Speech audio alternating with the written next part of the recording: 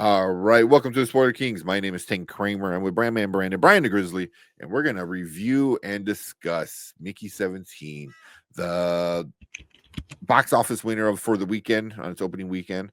We got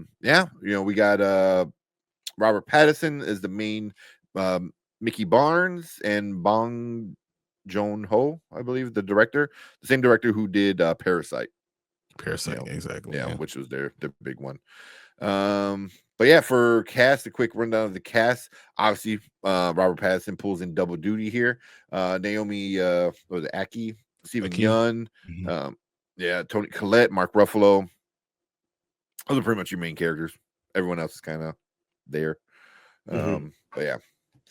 But cool. Yeah, we're gonna get to our likes, we're gonna get into our dislikes, and give you our official rating at the end. Before we do that, Brian's got a quick rundown of what this movie is about. Cool. A disposable employee is sent on a human expedition to colonize the ice world of Nephilim. After one iteration dies, a new body is regenerated with the most of his memories intact. Yeah, is it? But yeah, that's what it is. Yeah. Okay. But cool. We'll start off with Brandman. What you like about this movie, man?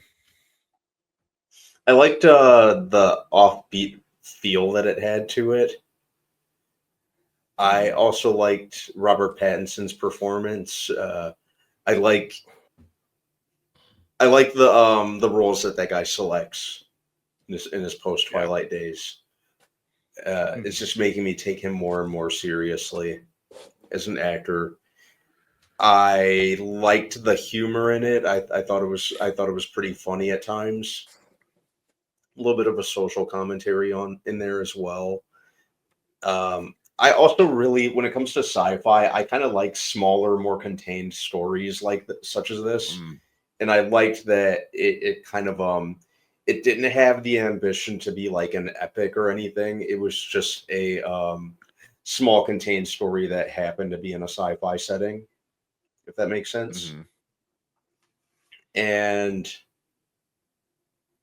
I thought it was I like the acting all around, not just Pattinson, but all the other actors that were alongside him. I thought it was very well acted. And Bong Joon-Ho, if I said his name right, thought it was very well directed.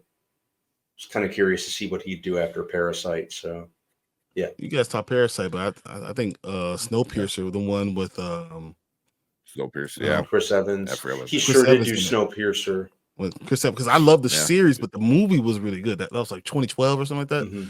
I think that movie was really great. Yeah, and then also Jason brought up the Okay, another movie that was like really good.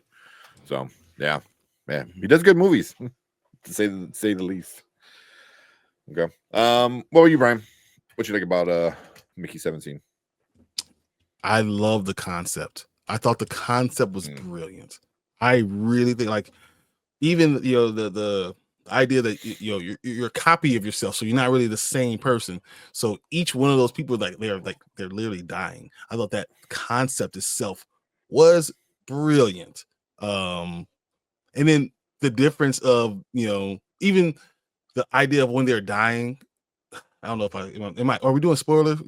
Yeah, we'll do full spoilers. They go into this fiery death, which is so symbolic of how we see death in a lot of most cultures. I thought that was really cool.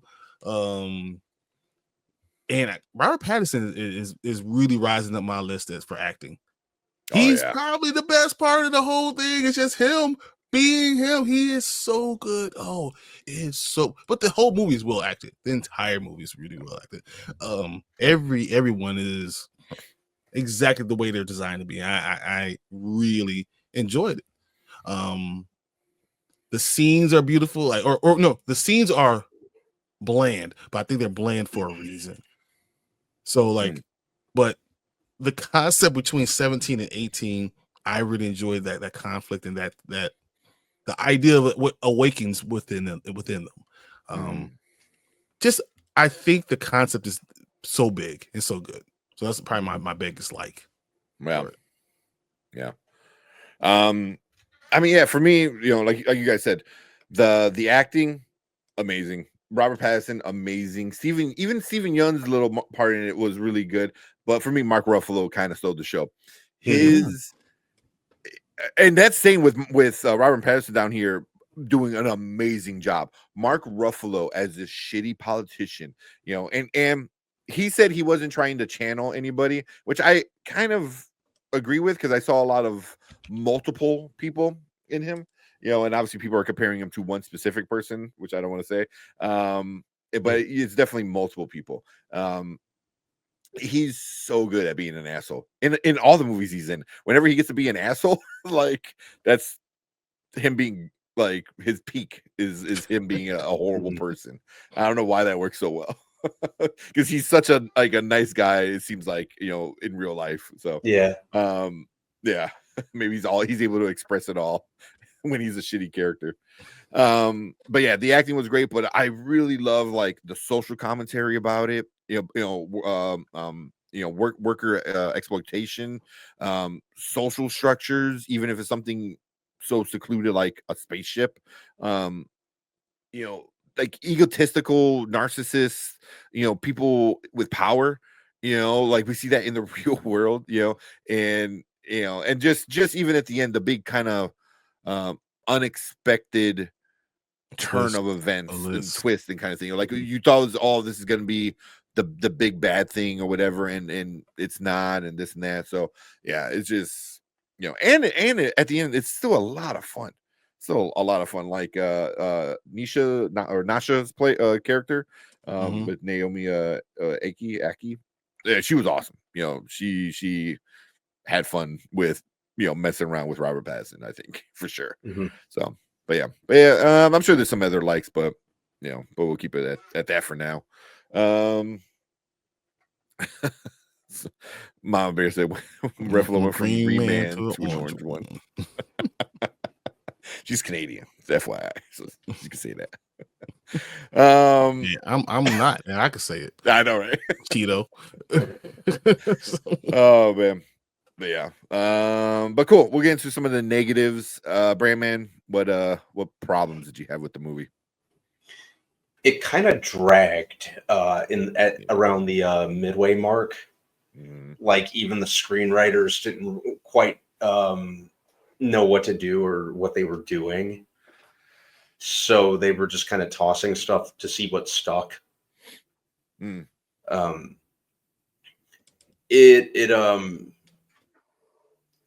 This movie could have been like 20-25 minutes shorter. They could have shaved some of that off.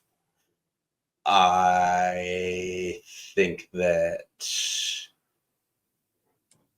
the ending, the way it ended, felt like a little rushed. Like even they were kind of getting sick of it dragging on, and be like, yeah, enough. Let's just speed run this. Yeah. So the pacing, and there was, like I said, it kind of felt like the screenwriters were a little indecisive of where they could go once we hit that midway mark.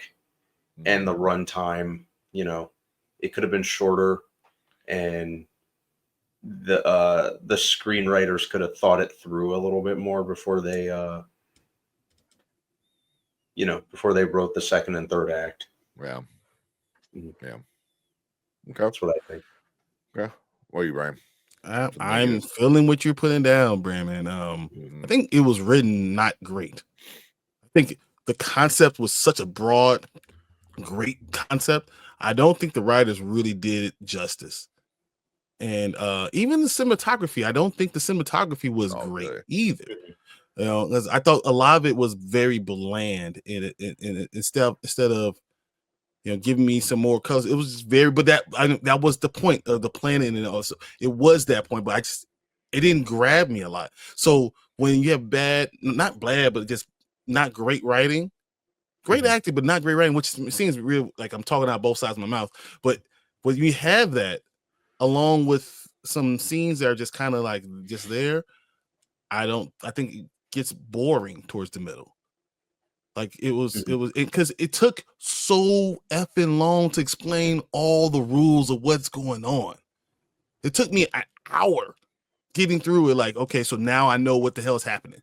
Like, they kept on giving you a little bit more. Oh, well, then this is a rule, and then this is a rule, and then this is a rule. I'm like, all right, bro, because you could have told me this in half the time, and then we could have got more into the movie itself. And so you say it's fun. It was a fun experience. I think it was good, but it just wasn't. I think the concept was better than the actual execution and the writing part, and that's what makes me even more upset, because I feel like if they wrote it really, really well, this could be one of those movies I really, really enjoyed. But I just don't think it hit home for me for the writing. Okay, which makes sense. Yeah. And for me, I'm kind of going off of what Brandman said was 20 minutes, and when I sat and thought about, like, there's an entire story of this other female that kind of has a thing for Mickey, and it leads into something after we get the two Mickeys, and then it just turns into nothing. Legit, you can cut that entire story out.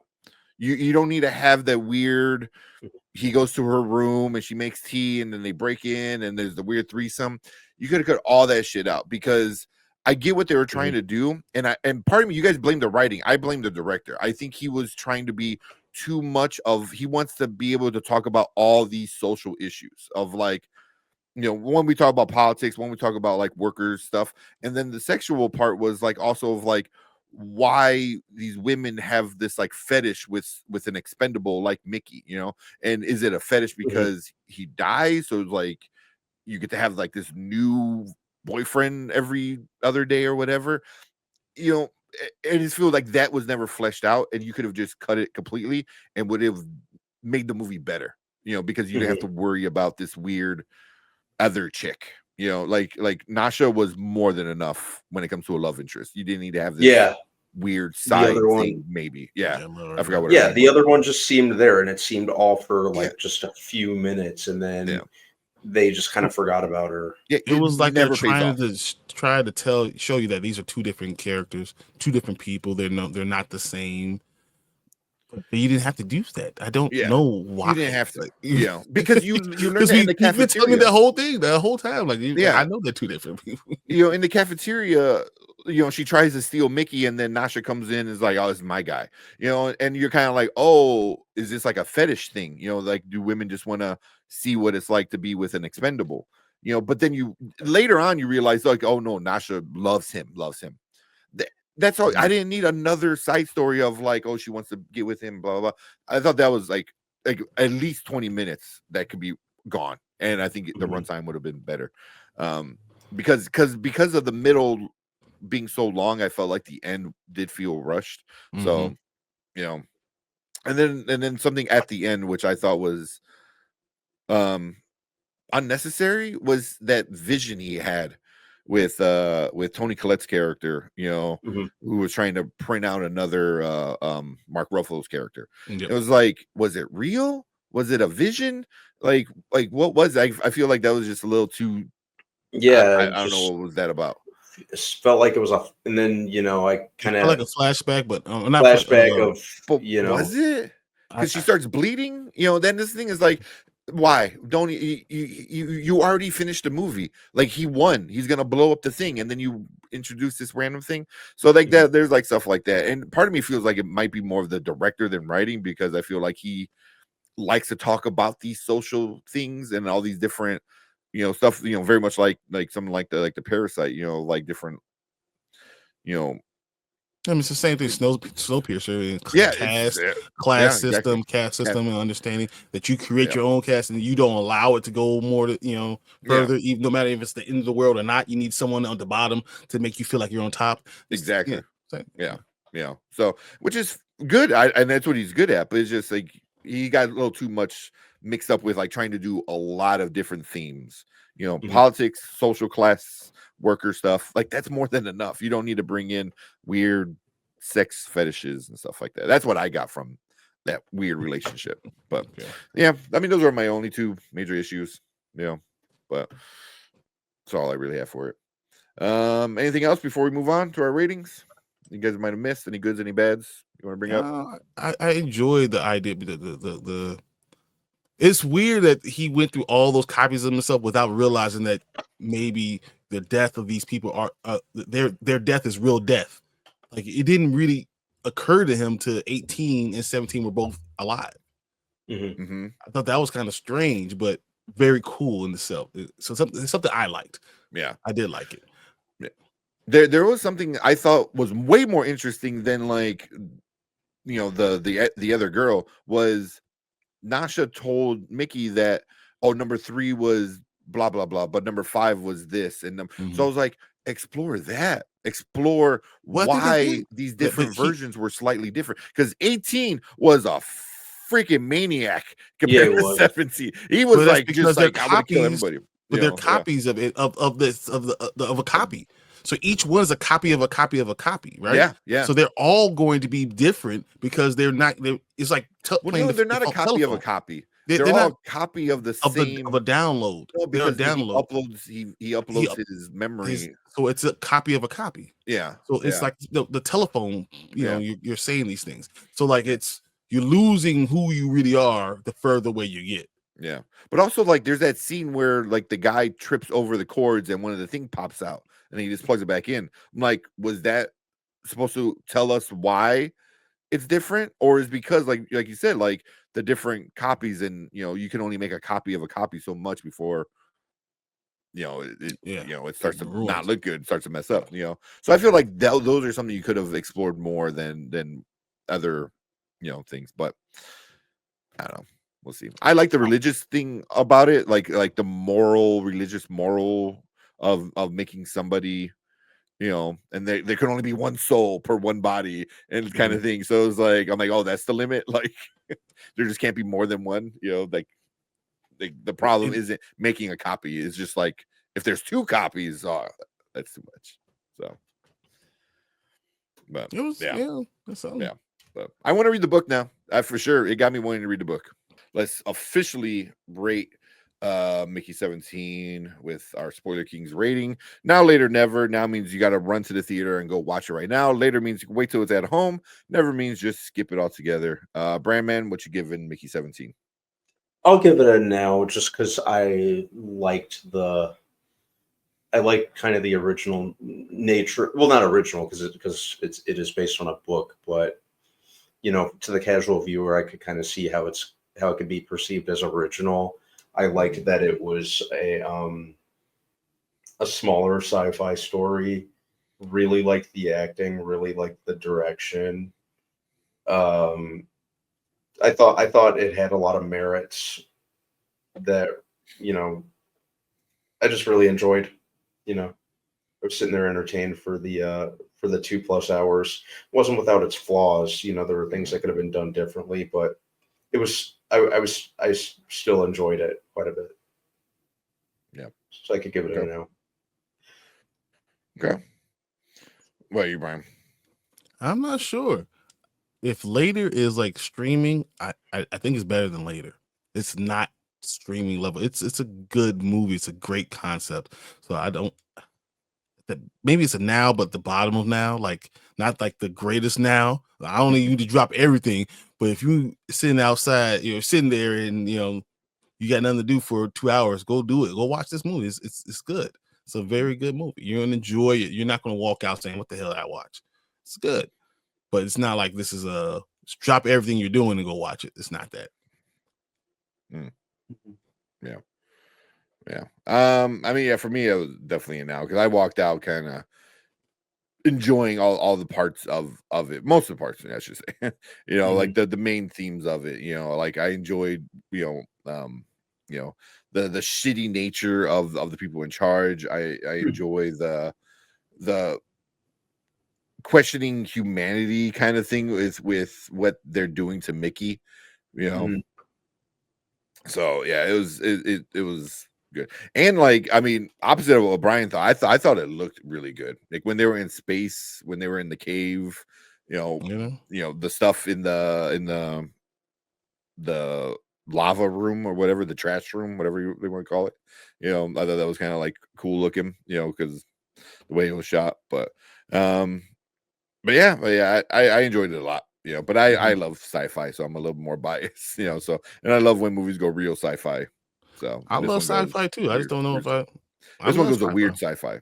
I don't know if Yeah. whatever. But cool.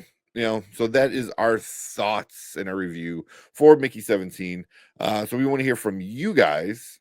If you guys seen this movie, leave a comment. Let us know what you guys thought about Mickey 17. If you haven't, you know, let us know if you're gonna go check it out or maybe wait for it. But yeah, but make sure you guys hit that like button, hit that subscribe button so you come and check us out every Monday and Thursday when we are live and talk about movies, TV shows, other nerdy stuff. But we appreciate everyone in the live chat right now. And you guys sit tight because we're gonna get into your comments right now.